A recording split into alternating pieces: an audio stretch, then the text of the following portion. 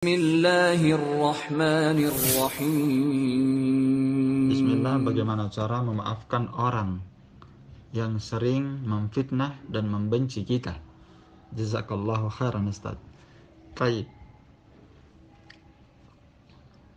Memberikan maaf ini adalah perkara yang terpuji ya dalam Quran dan Sunnah tanpa ada keraguan.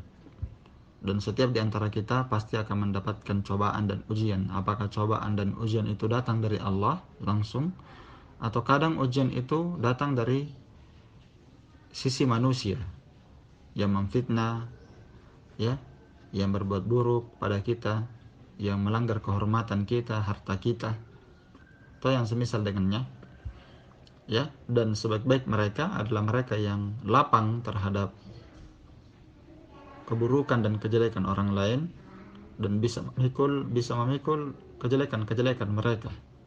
Ini orang yang paling baik, dan ini tentunya tidak akan mungkin dicapai kecuali orang-orang yang bersabar, dan tidak ada yang bisa bersabar dari perkara ini kecuali mereka telah diberikan bagian yang amat besar oleh Allah Subhanahu wa taala kepada dia. Baik. Memaafkan orang yang sering memfitnah dan membenci kita. Iya.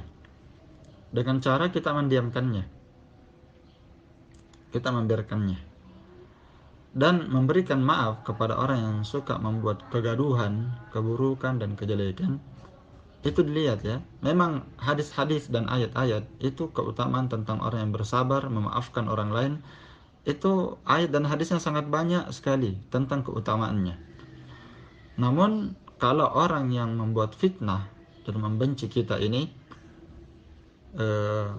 semakin parah keburukannya dan kejelekannya, semakin menjadi-jadi maksud saya, kalau kita maafkan dia, maka orang yang seperti ini tidak perlu dimaafkan ya, karena keburukan dan kejelekan semakin bertambah.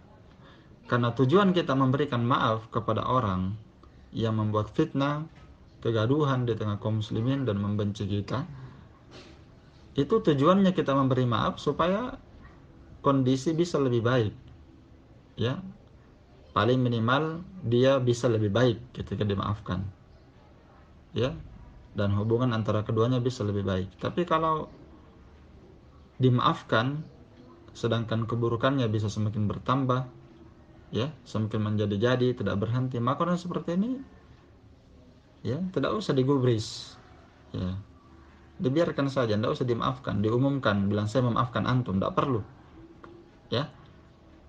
Baik, tidak perlu diumumkan iya.